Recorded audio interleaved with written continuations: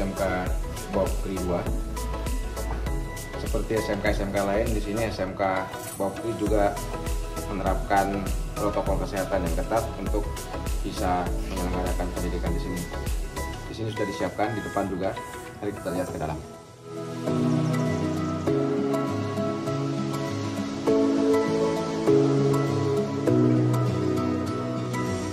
Ya, sahabat, selamat siang. Ini restoran mini yang dipergunakan oleh SMK Bokri 2 untuk melatih para siswa dan siswi di sini. Ini minibar ya? Betul. Minibar ya.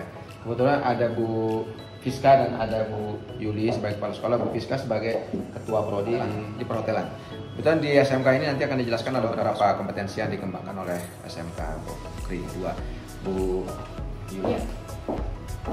Di SMK Bokri 2 ini menyelenggarakan berapa kompetensi, Bu?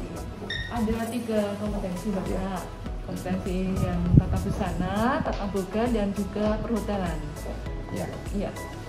Nah, dari 3 kompetensi yang diselenggarakan ini, kompetensi mana yang paling diminati di Bokri?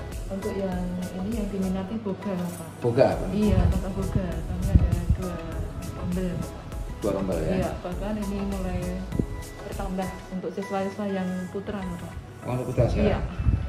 Nah, ini kebetulan ada Bu Fiska. Bu Fiska ini ya, Bu Fiska ini penanggung jawab di dalam pengembangan program perhotelan. Nah, di perhotelan ini kan ada banyak cabangnya, Bu Fiska ya. Nah, apa saja yang sudah dilakukan di dalam konteks kerjasama dengan industri, Bu? Baik, perhotelan di SMK Bokri 2 ini baru menamatkan, meluluskan kemarin pertama. Nah, kami baru berusia 3 tahun untuk perhotelan, dan kerja sama yang sudah dilakukan adalah dengan IHGMA. IHGMA itu adalah perkumpulan GM hotel bintang 3, 4, dan 5 yang ada di Jogja. Nah, kerjasama yang sudah dilakukan adalah bimbingan atau guru tamu dari praktisi dari industri. Itu langsung mengajar siswa-siswa kami, yaitu untuk front office, housekeeping, bahkan untuk yang laundry.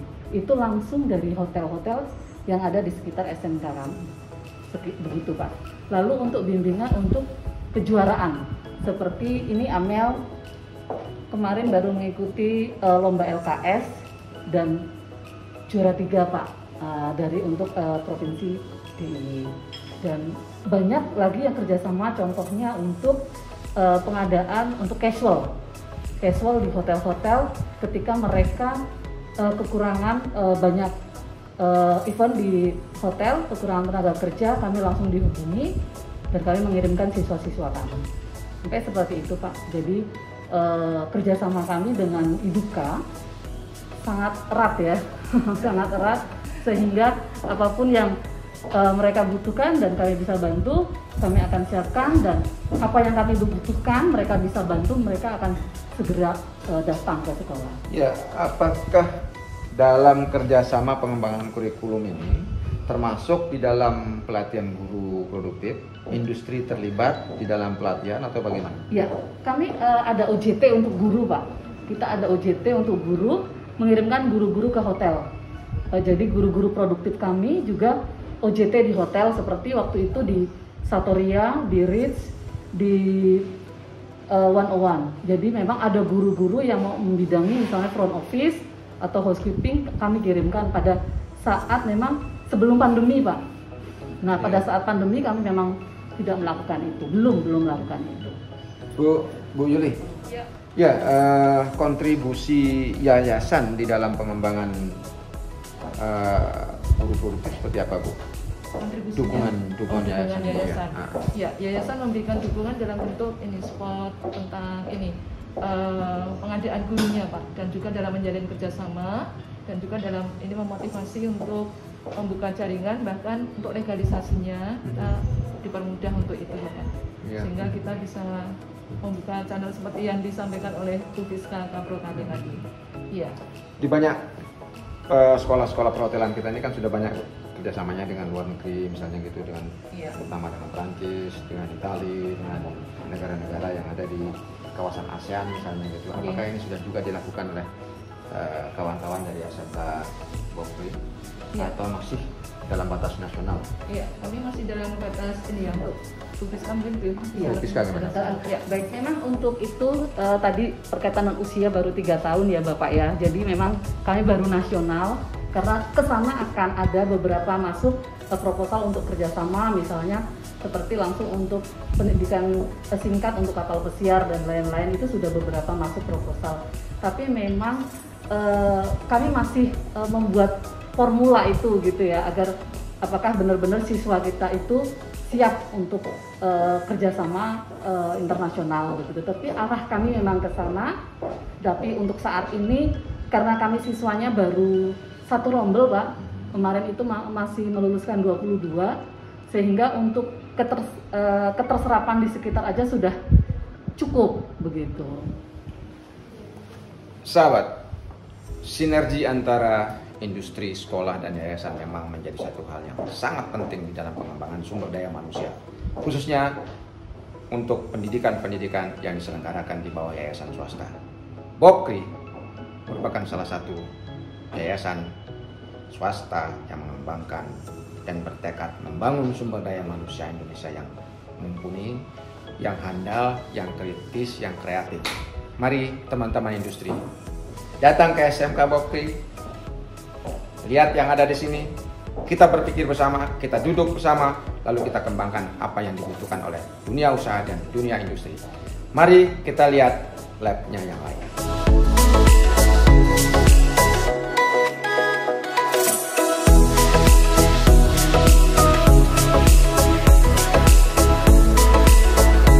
Di sini ada siswi kelas 3, baru naik kelas 3. Kita berbincang sebentar dengan adik Amel. Kebetulan Amel juga juara 3 LKS tingkat DI. Juara 3 LKS tingkat DI. Amel, apa kesanmu sekolah di Bokri 2 saat ini? Untuk ini ya benar-benar kayak mempunyai pengalaman baru, mulai dari perlombaan yang diikuti oleh sekolah dan kemenangan-kemenangan di mana perjuangannya itu berlawan ya sama pelajaran. Mulai dari pelajaran kita harus sela-sela ikutin latihan untuk persiapan lomba gitu. Ya, selama pandemi ini kan pembelajarannya daring. Apa hambatan yang kamu alami dalam proses pembelajaran daring? Hambatan daring secara ini mungkin untuk anak-anak lain mungkin mengalami secara paketan ya Pak. Nah, paketan itu mungkin ada beberapa anak yang bisa menggunakan wifi, mereka menerima pelajaran secara normal atau penggunaan secara Zoom. Sedangkan untuk anak-anak yang untuk menggunakan paketan sendiri mungkin agak kesulitan. Paket internet maksudnya? Iya, paket internet ya. Nah, makanya untuk saya sendiri tuh belum ada untuk gambarannya. Jadi untuk anak-anak lain mungkin. Ya, untuk teman-teman kamu yang lain mungkin ada nggak yang ingin kamu sampaikan kepada sekolah, kepada yayasan, atau ke pemerintah terkait dengan pembelajaran daring ini? Untuk pembelajaran daring sendiri, untuk anak-anak semua tetap semangat, yang pasti ya kan. Saya tahu kondisi saat ini benar-benar merugikan semua pihak, dan dimana untuk daring sendiri mungkin lebih kurang efektif Pak. Karena dimana kita kurangnya komunikasi antara guru sama anak, dan maksudnya pembelajaran pun kadang di rumah dan di sekolah pun berbeda. Kalau di sekolah kita bisa diajarkan secara satu-satu, misalnya kita diajarkan secara formal semua gitu. Tapi beberapa anak mungkin saya kurang paham bagian ini, saya kurang paham bagian ini gitu. Nah, untuk penjelasan itu mungkin untuk anak-anak yang sudah paham dan yang belum tuh bisa lebih mantap gitu. Sedangkan untuk daring kan, untuk Zoom kan guru hanya menjelaskan secara formal, dan kadang untuk anak-anak juga malas untuk bertanya seperti itu, kayak udahlah gitu. Jadi kurang efektif sih kalau untuk saya. Oke, pembelajaran daring juga harus mempertimbangkan tingkat kemampuan siswa di dalam menerima pelajaran. Tidak semua siswa memiliki kemampuan yang sama. Ini menjadi satu pertimbangan untuk para pengambil kebijakan dalam menentukan kebijakan pembelajaran ke depan. Kita akan lihat bagaimana kemampuan Amel di dalam table manner. Hello, good afternoon everyone. My name is Amel and I'm from Vocational High School Bukit Jakarta. And now I want to show you how to tepuk tangan mocktail.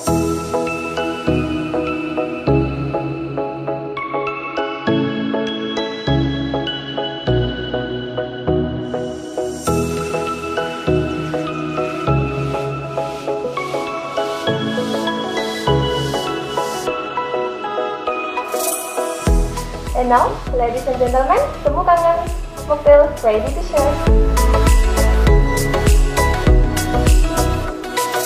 Ini sudah selesai. Thank you, Amel. Good job. My pleasure.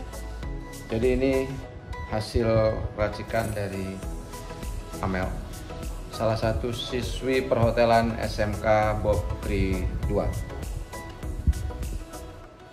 Ya. Kawan-kawan industri, jangan ragu. SMK menghasilkan sumber daya manusia yang profesional, tangguh, kreatif, dan inovatif. Dan satu lagi, mereka punya karakter kebekerjaan yang kuat.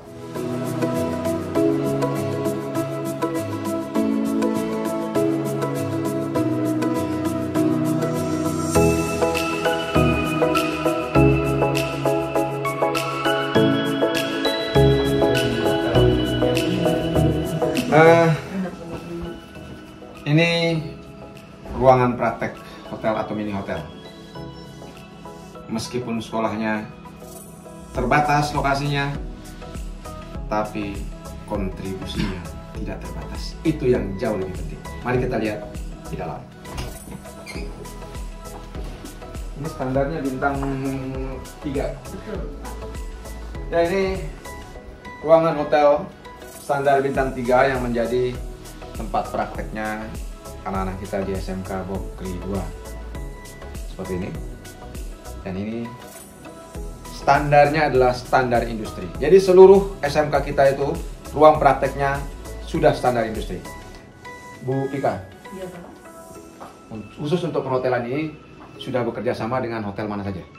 Kami semua hotel yang ada di Jogja, Pak. Kita sudah MOU dengan semua hotel yang ada di Jogja, terutama bintang 3, 4, dan 5. Dari hotel yang terdekat dengan kita itu Hotel Senopati, lalu Cokrostal, Jambuluwu, 101, Hyatt, Sheraton, Ambarukmo. Jadi kami semua kerjasama dengan hotel-hotel yang ada di Jogja.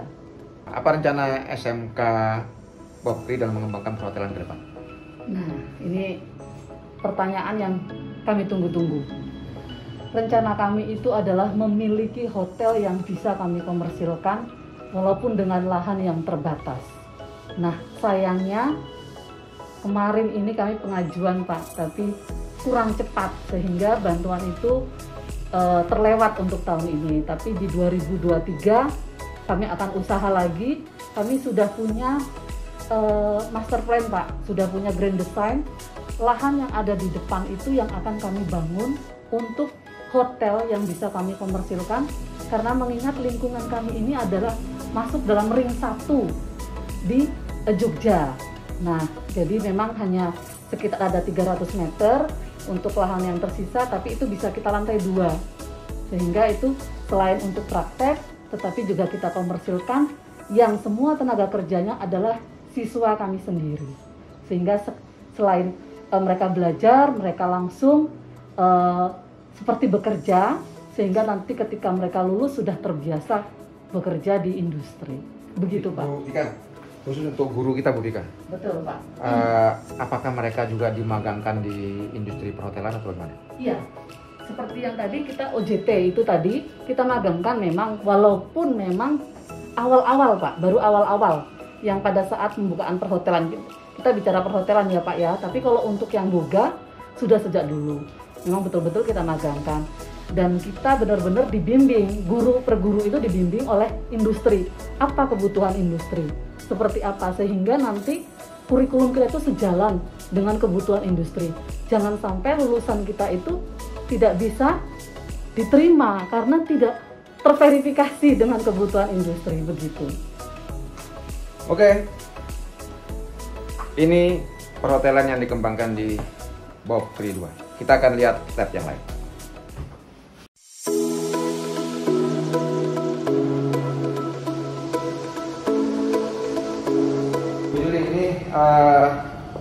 Untuk Boga, Ya. produk yang sudah dihasilkan itu apa dan kerjasamanya dengan mana saja? Oke, produk yang sudah dihasilkan tuh selain yang masakan Indonesia, kami juga yang oriental Pak. Sekarang kan cenderung oriental ya anak ini. Kerjasamanya udah dengan ini beberapa baru ini Pak catering. Untuk lebih lengkapnya nanti kami undang yang ini ya buka ya Pak ya. Ya, jadi sementara anak-anak membuka sendiri Bapak dipasarkan secara online. Bahkan ada satu produk yang udah menjadi langganan Bapak Ibu guru. Jadi dia pasarkan secara online Bapak. Untuk masuk ke satu kreator ini belum Bapak. Kami arahnya mau ke sana tapi masih terbentur ini. Kebetulan kemarin udah ada. Oke, SMK Bob Kri 2 juga memiliki produk unggulan. Dan ini juga dipasarkan secara online. Ya, ini dipasarkan secara online. Dan guru-guru SMK Bob Kri 2 aktif menjadi pelanggan para siswa. Bu Pika, dalam pengembangan kerjasama dengan industri, apakah produk siswa kita ini juga masuk ke industri atau industri yang aktif datang ke sini? Oh gitu. Produk unggulan khususnya untuk Boga kebetulan saya mengampu PKWU Pak. Jadi betul-betul nanti kalau naik ke atas banyak produk-produk yang ditempel. Jadi seperti portofolio itu semua produk siswa yang sudah dipasarkan. Jadi memang bukan industri yang mengambil tapi kami yang aktif menawarkan kepada industri. Dan di media sosial itu sudah banyak produk-produk siswa-siswa kami seperti yang sudah dalam kemasan komersil itu ada cheese roll. Jadi makaroni tapi rasanya keju. Nah, itu sudah ada. Lalu memang karena memang terbatas PPKM ini kami tidak bisa menghadirkan siswa-siswa untuk memajang produknya. Bahkan kemarin tahun sebelum pandemi kita juara untuk PKWU yaitu minuman dari Rosella dalam kemasan, dan ada satu lagi minuman yang sangat digemari untuk seluruh sekolah. Bahkan kita anak-anak itu dibiasakan untuk memasarkan itu ke sekolah dan industri. Nah, jadi kami tidak hanya menunggu industri tapi kami juga jemput bola begitu Pak untuk produk unggulan anak-anak kami begitu. Oke, namanya cheese ron. Cheese ron. Produk unggulan dari SMK Bob Kri 2, cheese ron. Ini dihasilkan oleh anak-anak kita di SMK Bob Kri 2 dan bisa diperoleh di online shop. Di online shop. Bapak Ibu, kawan-kawan, sahabat, silakan pesan di SMK Bob Kri 2. Kita lihat di Tata Busana.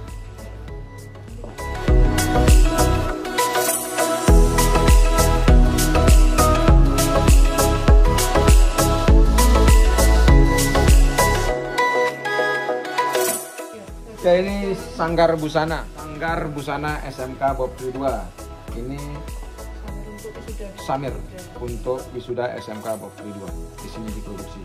Mereka produksi sendiri, dipakai oleh siswa dan guru mereka.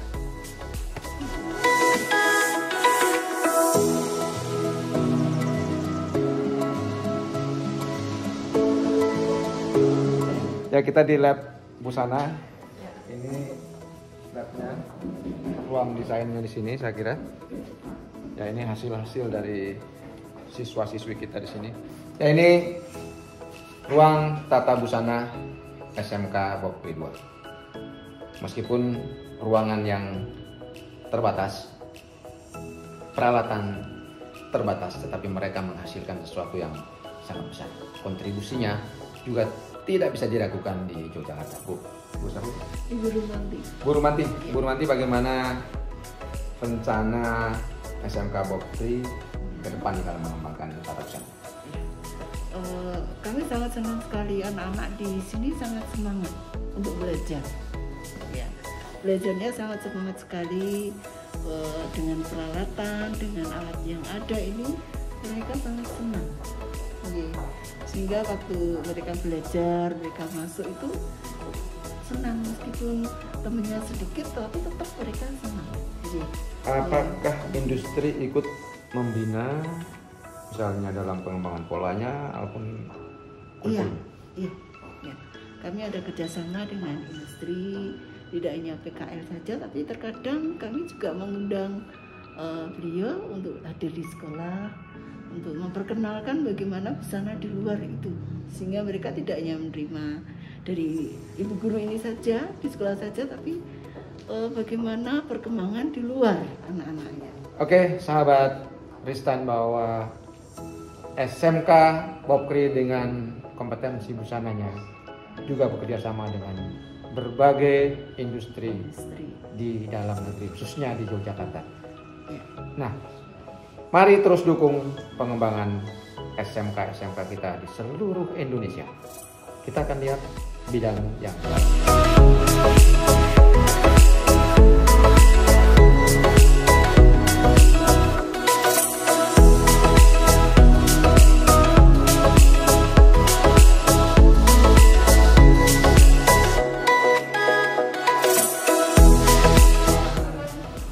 Ruangan IT, laboratorium IT yang dipergunakan oleh SMK Popkri 2 di dalam mendukung 3 kompetensi utama yang dikembangkan di sini.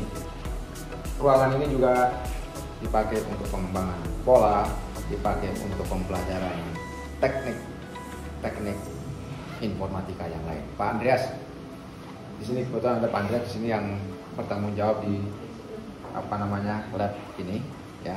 Pak Andreas, di dalam proses pembelajaran selama pandemi ini, strateginya mengatasi berbagai hambatan di siswa itu bagaimana Pak Andreas? Ya, kalau untuk menghadapi saat ini sih kita menggunakan sistem daring ya. Tentunya kita ada aplikasi-aplikasi yang bisa diterapkan, yang digunakan untuk proses pembelajaran, terutama proses jarak jauh seperti itu Pak. Jadi memang kita sedikit berusaha lebih keras dalam proses pembelajaran. Ya, apakah anak-anak kita juga dibuat pembelajaran online atau offline atau luring dengan menggunakan metode-metode blended seperti itu? Kita menggunakannya daring ya, jadi kita full daring karena memang situasi seperti ini, jadi kita full daring. Tapi kalau misalnya memungkinkan untuk misalnya siswa datang ke sekolah, kita akan lakukan itu. Sesuai dengan arahan dari pemerintah ya Pak. Oke sahabat, jadi SMK Popkri 2 juga menyelenggarakan full daring dalam proses pembelajaran dengan berbagai protokol yang ada. Pembelajaran luring dilakukan sesuai dengan arahan dan SOP yang sudah ditetapkan oleh pemerintah di dalam pembelajaran selama pandemi.